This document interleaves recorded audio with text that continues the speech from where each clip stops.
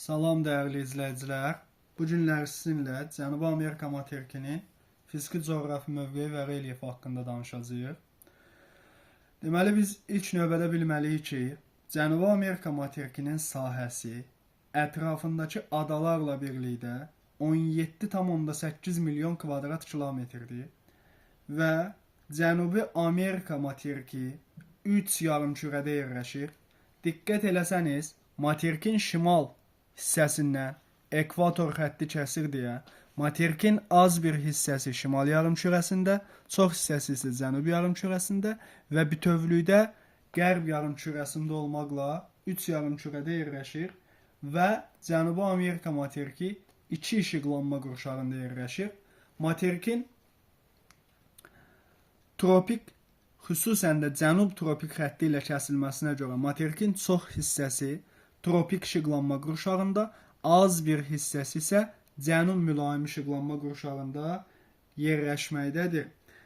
Deməli, biz materikin ucqar nöqtələrindən danışacaq olsaq, bilməliyik ki, Cənubi Amerika materikinin ucqar şimal nöqtəsi Qalinias burnudur. Kolumbiyanın ərazisində yerləşir, tropik işıqlanma qurşağına düşür. Cənub ucqar nöqtəsi Freund burnudur yoldaşlar. Çili ərazisində yerləşməkdədir və cənub mülayim işıqlanma qurşağına düşür. Qərb ucqar nöqtəsindən danışacaq olsaq, Parinias burnudur, Perunun ərazisindədir və tropik işıqlanma qurşağında yerləşir. Materikin şərq ucqar nöqtəsi olan Cabo Branco burnu isə Braziliyanın ərazisində tropik işıqlanma qurşağında yerləşir. Deməli, biz buradan bildik ki, materikin 3 işıqlanma qurşağı şimal, qərb və şərq ucqar nöqtələri tropik işıqlanma qurşağında, bir dənə cənub ucqar nöqtəsi olan Freund burnudur ki, cənub mülayim işıqlanma qurşağında nə etməkdədir? Yerləşməkdədir. Deməli, biz materikin sahil xətlərinə nəzər salsaq, görərik ki, materikin sahil xətləri az parçalanmaya məruz qalıb və bu səbəbdən materikin az parçalanması ada, yarımada, dəniz və körfəzlərin onun sahilində az olmasına səbəb olub. Deməli, materikin xüsusən də cənub-qərb hissəsinə diqqət eləsək, Çili sahillərinə, burada biz fiord və şixer tipli sahillərə rast gələ bilərik.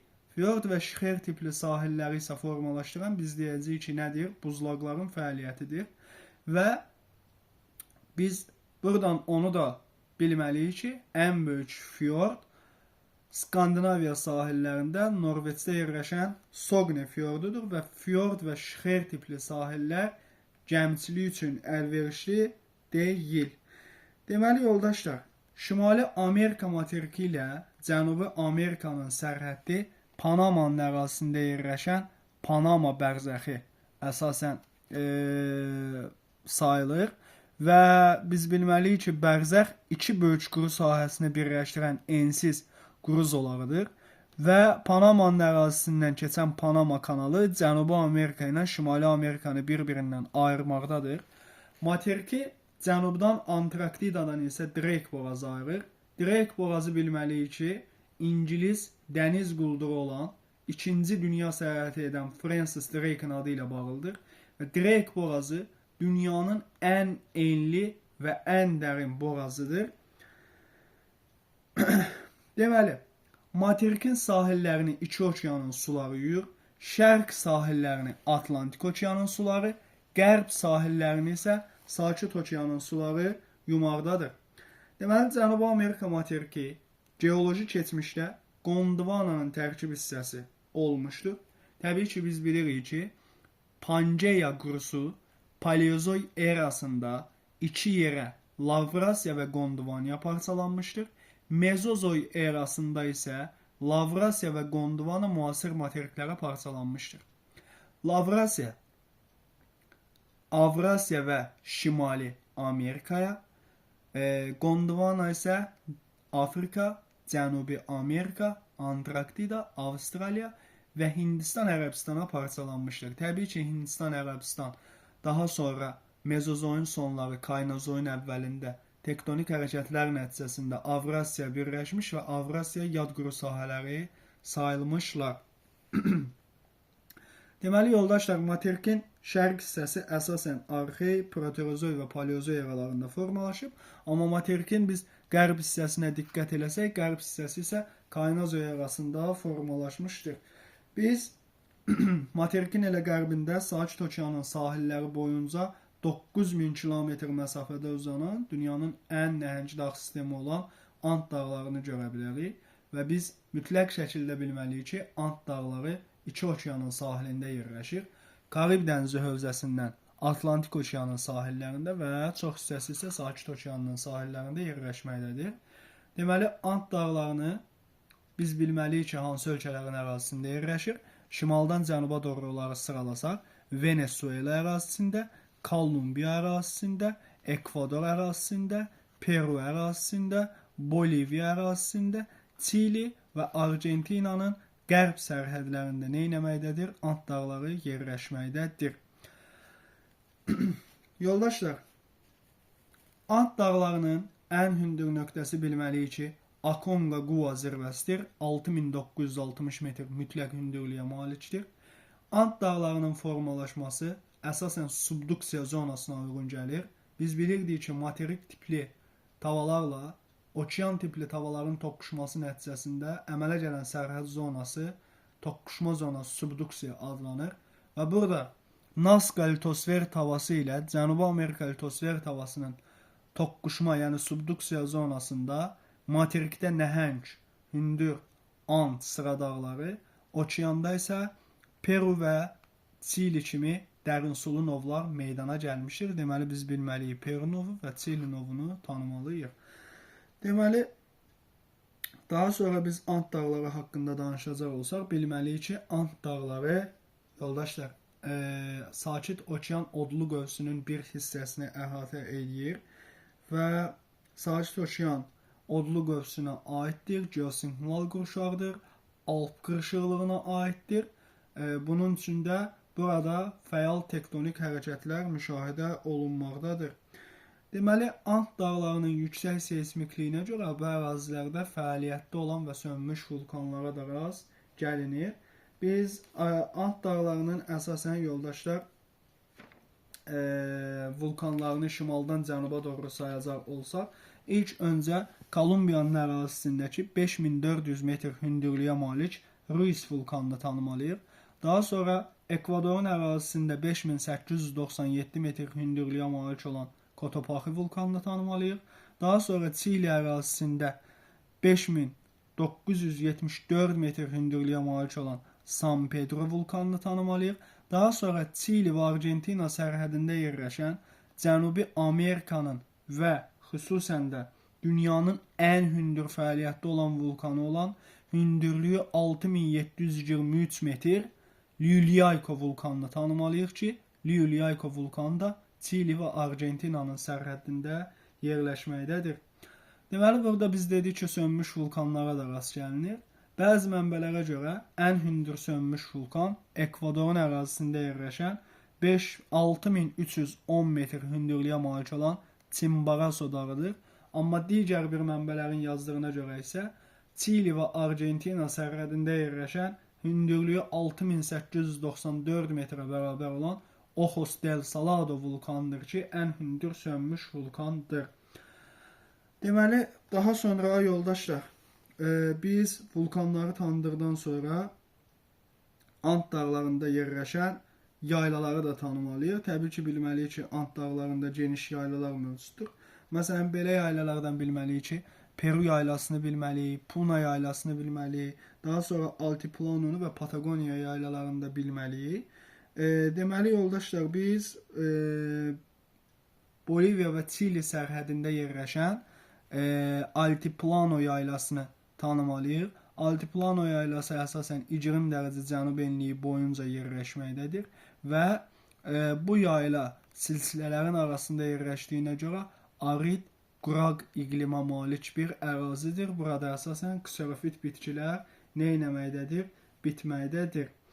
Və mütləqdir ki, yadımızda saxlamalıyıq. Altiplano tropik işıqlanma qurşağında nə edir? Yerləşir. Deməli, daha sonra yoldaşlar, biz Ant dağlarını tanıdıqdan sonra bildik ki Ant dağlarında yerləşən və onun ən hündür zirvəsi olan Aconcagua dağı 6960 metr olmaqla Cənubi Amerikanın ən hündür nöqtəsidir və Cənubi Amerikanın ən alçaq nöqtəsi isə Argentina ərazisində Valdes yarımadasında olan Salinas Chicas çökəkliyi və yaxud gölünün səviyyəsidir ki, bu da təxminən -40 və yaxud -42 metrə bərabərdir. Deməli, yoldaşlar, biz Ant dağları haqqında danışdıqda bilməliyik ki, Ant dağlarına mis qurşağı adı da verilmişdir. Ant dağları xüsusən mis ehtiyatına görə fərqlənir. Misə görə fərqlənən ən böyük ölkələr əsasən Peru və Çilidir. Məsələn, biz burada Çilidə Chuquicamata mədənini tanımalıyıq. Deməli, bilməliyik ki, mis həm əlvan, həm də ağır metallar qrupuna aiddir və ağır metalların da tərkibində yoldaşlar bilməlisiniz ki, metal az olur deyə xammala yaxın yerləşir. Və məsələn, digər ağır metalları da tanıyacaq olsanız, məsələn, qalay, qurğuşun, sink və s. ağır metallar qrupuna aiddir. Elə qalay demişkən bilməlisiniz ki, qalaya görə burada fərqlənən əsasən Boliviyadır. Qızıla görə fərqlənən Boliviya, Kolumbiya və Perudur yoldaşlar. Fosforitə görə isə siz bilməlisiniz ki, Peru fərqlənir və burada Peruda əsasən fosforit ehtiyatına görə fərqlənən, diqqət eləsəniz, bu hissədə Setsura yaylasının ərazisidir ki, fosforit ehtiyatına görə fərqlənməkdədir. Məhz elə Setsura səhrasında materikin ən ucqar qərb nöqtəsi olan Parinas burunda nə etməkdədir? Yerləşməkdədir. Deməli, yoldaşlar, Setsura səhrasını demişkən siz burada Atacama səhrasını da tanımalısınız ki, çox hissəsi Çiliyə, az bir hissəsi Perunun ərazisinə düşür və cənub tropik xətti kəsdiyi üçün iki işıqlanma qurşağında yerləşir. Tropik və cənub mülayim işıqlanma qurşağında yerləşir. Setsura və Atacama səhrasının hər ikisinin oxşar cəhəti soyuq Peru cəryanının nəticəsində formalaşmasıdır. Deməli, daha sonra yoldaşlar, biz Ant dağlarından elə danışsaq davam eləyək. Ant dağlarında yerləşən Titicaca gölünü tanımalıyıq. Titicaca gölü əsasən Peru və Boliviyanın sərhədində yerləşir. Titicaca gölü tektonik mənşəlidir və şirin sulu göldür yoldaşlar. Titicaca həm də materikin ən böyük şirin sulu gölü, həm də materikin ən hündür göllərindən biridir. Və yaxud elə ən hündür gölü Titicacadır materikin. Deməli, Titicaca gölündən bir çay başlayır. Bu çay Desaguadero çayıdır. Və Desaguadero çayı Titicaca'dan başlayıb Boliviyanın ərazisində yerləşən Popo gölünə tökülməkdədir yoldaşlar. Popo gölü də axarsız və şorsulu göldür. Boliviyanın son məlumatlarına əsasən artıq Popo gölü tamamilə nə olmuşdur? Quruyub, yoxa çıxmışdır. Deməli, elə göllərdən danışmışkən materikin ən böyük gölü olan Venezuelanın ərazisində yerləşən Lagun mənşəli Maracaibo gölündə nə etməlisiniz? Tanımalısınız. Deməli, yoldaşlar, sonra və bilməlisiniz ki, Ant dağlarının formalaşmasında Cənubi Amerika və Nazca litosfer tavaları ilə yanaşı, Nazca, Antarktida və Cənubi Amerika litosfer tavalarında toqquşması Ant dağlarının yaranmasına səbəb olmuşdur. Deməli, sonra biz burada yaylalardan danışdıqda Patagoniya yaylasını da qeyd eləməliyik. Əsasən Ant dağlarının cənub sərhədinə uyğun gəlir Patagoniya yaylası. Burada yerləşən bir çox yaylaların ümumilikdə adlandırılması Patagoniya olmuşdur. Yəni, buradakı yaylaları ümumilikdə Patagoniya adlandırmışlar və bilməlisiniz ki, Patagoniya paleozoy yaşlıdır. Deməli, daha sonra yoldaşlar, burada əsas faydalı qazıntıları dedikdən sonra biz nələr haqqında danışa bilərik? Bilməlisiniz ki, materikin ən böyük yarımadası Valdes yarımadasıdır. Argentinaya aiddir və siz Boya Grande körfəzini də tanımalısınız. O da Argentinanın sahillərindədir. Daha sonra siz La Plata körfəzini də tanımalısınız ki, La Plata körfəzdə əsasən Uruguay və Argentinanın sahillərində yerləşir. Həm də burada Uruguayın paytaxtı Montevideo şəhəri və Argentinanın paytaxtı Buenos Aires şəhəri də neynəməkdədir? Yerləşməkdədir. Daha sonra siz şimalda Venezuela sahillərində Karib dənizdə ilə eyni adlı körfəz Venezuela körfəzini neynəməlisiniz? Tanımalısınız. Deməli, sonra yoldaşlar materikin göllərindən də danışdıq. Daha sonra sizinlə biz diqqət eləyəcəyik nəyə? Materikin bilirsiniz ki, sahil xətləri az parçalanmaya məruz qalmışdır və bunun üçün də materikin sahillərində olan adaların sayı azlıq təşkil edir. Deməli, siz burada yoldaşlar əsasən Galapagos adalarını tanımalısınız və bilməlisiniz ki, Galapagos adaları 3 yarımkürədə yerləşir. Yəni Galapagos adalarını ekvator xətti kəsir deyə şimal, cənub və bütövlükdə qərb yarımkürəsində yerləşir, Ekvadora aiddir və bilməlisiniz ki, Nazca və Kokos litosfer tavalarının ayrılma sərhədində, divergent sərhədində yerləşir, vulkanik mənşəli adalardır. Deməli, sonra siz əsasən yoldaşlar Pasxa adasını tanımalısınız. Pasxa adası da yerləşir, biz deyəcəyik ki, Nazca litosfer tavası ilə Sakit Okean litosfer tavasının divergent zonasında neynəməkdədir? Yerləşməkdədir və Pasxa adası Çiliyə məxsus olan adadır. Sonra yoldaşlar burada siz Odlu Torpaq adasını tanımalısınız. Odlu Torpaq adası bilməlisiniz ki, materik mənşəli adadır və Odlu Torpaq adasının kəşf olunması Fernando Magellan'ın adı ilə bağlıdır. Elə buranın adlandırılmasını biz deyəcəyik Magellan adlandırır və Odlu Torpaq adası ilə Cənubi Amerika materikini Magellan boğazı ayırır. Odlu Torpaq adası ilə Antarktidanın Drake boğazı ayırır. Magellan boğazı ilə Drake boğazı hər ikisi okeanları əlaqələndirən boğazlardır ki, Sakit Okean və Atlantik Okeanı bir-biri ilə əlaqələndirirlər. Odlu Torpaq adası Çili və Argentina dövlətlərinə məxsusdur. Daha sonra siz burada Falkland və yaxud digər adı ilə Malvin adasını tanımalısınız. Argentina və Böyük Britaniya arasında mübahisəli adadır. Sonra yoldaşlar, daha sonra siz burada nəyi tanımalısınız? Materikin şimaldan sahillərini yuyan materik kənarı dəniz olan Karib dənizini tanımalısınız yoldaşlar. Karib dənizində daha sonra Kiçik Antil adalarını tanımalısınız ki, əsasən bu adalar qövsvarı vulkanik mənşəli adalardır. Daha sonra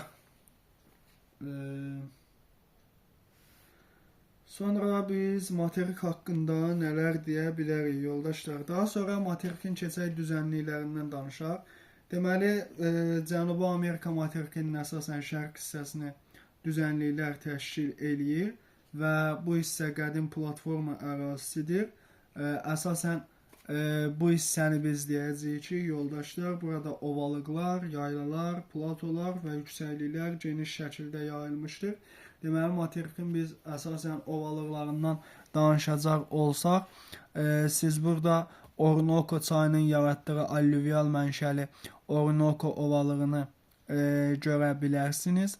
Daha sonra Amazon çayının yaratdığı nəhəng Amazon ovalığını görə bilərsiniz. Sonra Parana çayının yaratdığı La Plata ovalığını görə bilərsiniz. Deməli, bilməlisiniz ki, yoldaşlar, əsasən bu ovalıqları yaradan çaylar Atlantik Okeanına töküldüyü üçün elə bu ovalıqlar da Atlantik Okeanına meyillidirlər. Sonra yoldaşlar, siz deməli burada Cənubi Amerikada əsasən yaylaları da tanımalısınız. Burada yaylalar əsasən Guyana yaylası, Braziliya yaylası və Patagonia yaylasını bilməlisiniz. Deməli, biz Guyana yaylası haqqında danışdıqda Guyana yaylası Braziliya və Guyana yaylasını biz bilməliyik ki, denudasyon mənşəli düzənliklərdir. Deməli, Braziliya yaylasında yoldaşlar, biz əsasən kəllə qəndlərə və Gviana yaylasında isə Masavar dağlar kimi relyef formalarına rast gələ bilərik. Deməli, kəllə qəndlər əsasən yoldaşlar intruziv mənşəli, belə deyək, intruziv maqmatik süxurların səthə çıxması və aşınması nəticəsində əmələ gəlmişdir. Əsasən Gviana yaylasında yerləşir bu Masavar dağlar və bunlar da nələr adlanır? Tepuilər adlanır və bilməlisiniz ki, ən böyük Tepuy Roraima dağıdır. 2395 metr hündürlüyə malikdir. Deməli, sonra yoldaşlar, daha sonra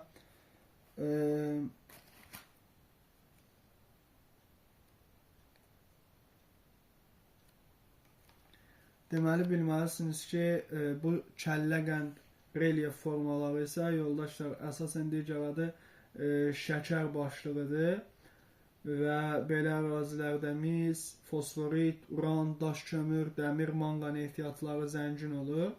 Deməli siz əsasən kəllə qəndlərin hündürlüyü belə deyək 300 metr civarı dəyişir və Rio de Janeiro şəhəri ətrafında olan kəllə qəndləri bilməlisiniz. Məhz burada İsa heykəli yerləşib. Rio de Janeiro şəhərindən bu ərazilərə nələr çəkilib? Kanatlar çəkilməkdədir. Deməli, sonra yoldaşlar, bunları bildikdən sonra biz sizə La Plata körfəzində əsasən burada göstərmişdik. La Plata körfəzi Parana çayının yaratdığı bir körfəzdir. Daha sonra Patagoniya yaylasında bilməlisiniz ki, bu ərazilər əsasən paleozor yaşlı ərazilərdir. Deməli, yoldaşlar, burada daha sonra nəyi nəzərinizə çatdıra bilərəm? Gölləri də dedikdən sonra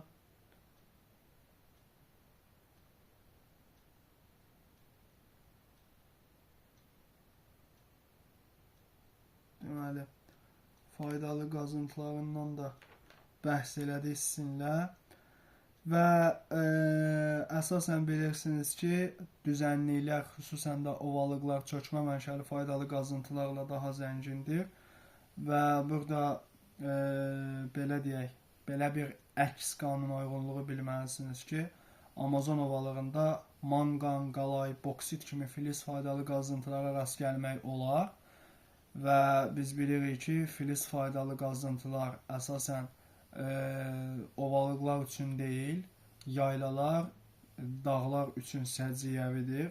Amma biz bilməliyik ki, Amazon çayının qolları əsasən başladığı yüksək dağlıq ərazilərdən bu süxurları yuvaraq gətirib Amazon ovalığında nə etmişdilər? Çökdürmüşdülər. Deməli, sonra yoldaşlar, daha sonra nəyi bilməlisiniz burada?